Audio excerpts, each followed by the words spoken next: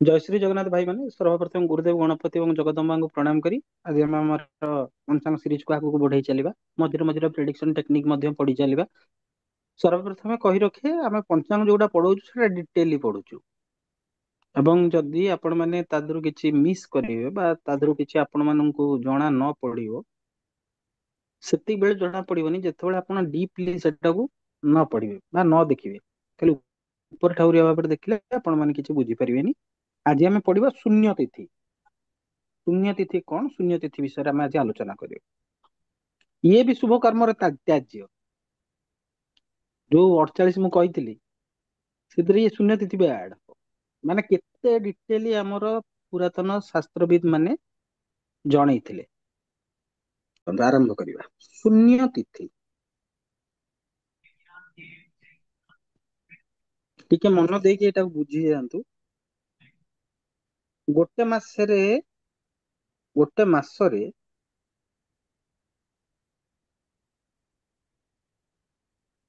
दीटा पक्ष थाए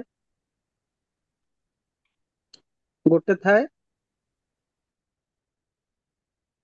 जो कि चंद्र ର କଳା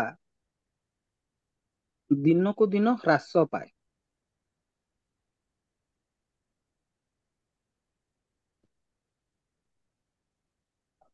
ଆଉ ଗୋଟେ ହେଉଛି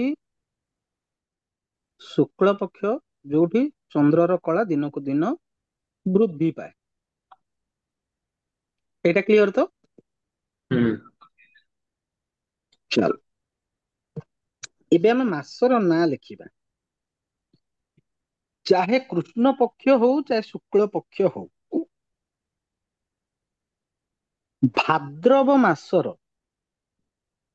भाद्रव मासरे बोथ कृष्ण ओ शुक्ल प्रतिपदा तिथि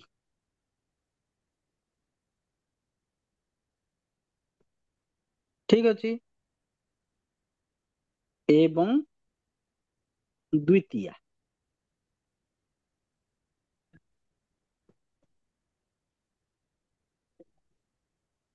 श्रावण मासरे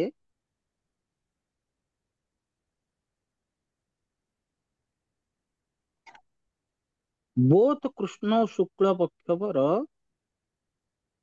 द्वितीया ओ तृतीया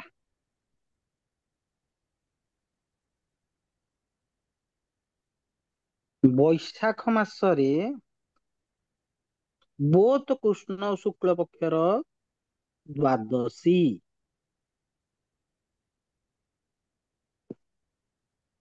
पौष मासरे बोथ कृष्ण और शुक्ल पक्षर चतुर्थी ओ पंचमी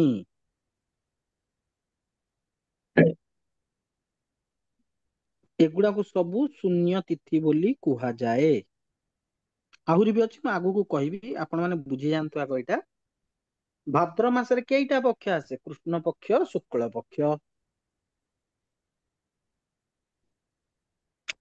श्रावण मासरे भी प्रत्येक मासरे दुईटी पक्ष आसे कृष्ण पक्ष और शुक्ल पक्ष तो भाद्रव मासर प्रतिपदा तिथि द्वितीया तिथि श्रावण मासर द्वितीया तृतीया वैशाख मासर द्वादशी पौष मासर चतुर्थी पंचमी बोथ कृष्ण और शुक्ल पक्षर ठीक अच्छे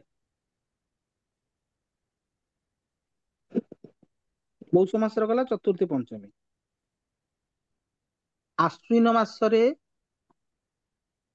बोथ कृष्ण और शुक्ल पक्षर बोथ कृष्ण और शुक्ल पक्षर दशमी ओ एकादशी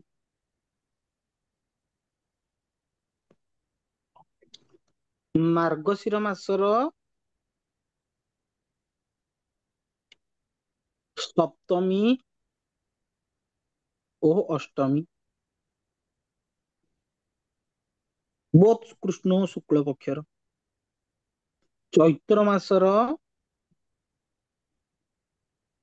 बोथ कृष्ण और शुक्ल पक्षर अष्टमी ଓ ନବମୀ, ଏଇଗୁଡାକୁ ଆମେ କହୁ ଶୂନ୍ୟ ତିଥି।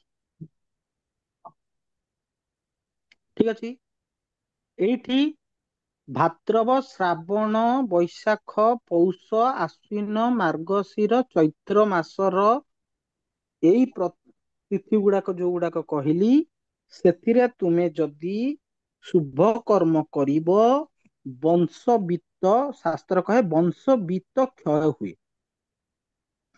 ଏଇ ତିଥିରେ କଣ କରାଯାଇ ପାରିବ ନା ଶ୍ରାଦ୍ଧ କରାଯାଇ ପାରିବ, ହେଲେ ମଙ୍ଗଳ କର୍ମ କିଛି କରାଯାଇ ପାରିବ ନାହିଁ। ବଂଶ ବିତ୍ତ କ୍ଷୟ ମାନେ ଧନ ଜନ ର କ୍ଷୟ ଘଟେ ଯଦି ଏଇ ତିଥିରେ କୌଣସି ଶୁଭ କର୍ମ କରିବ।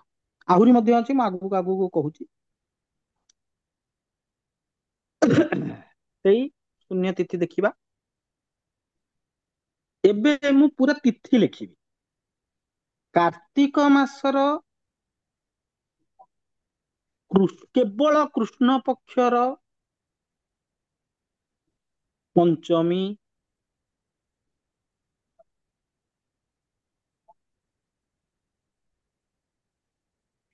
କାର୍ତ୍ତିକ ମାସର ଶୁକ୍ଳ ପକ୍ଷର ଚତୁର୍ଦ୍ଦଶୀ,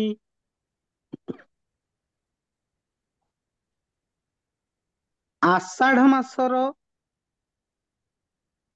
କୃଷ୍ଣ ପକ୍ଷର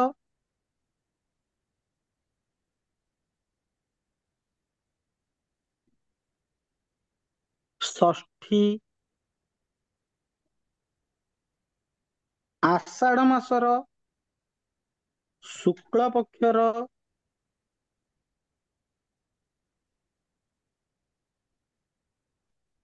ତ୍ରୟୋଦଶୀ,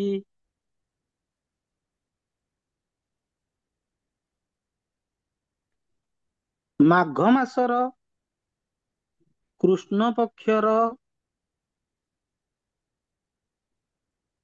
ପଞ୍ଚମୀ,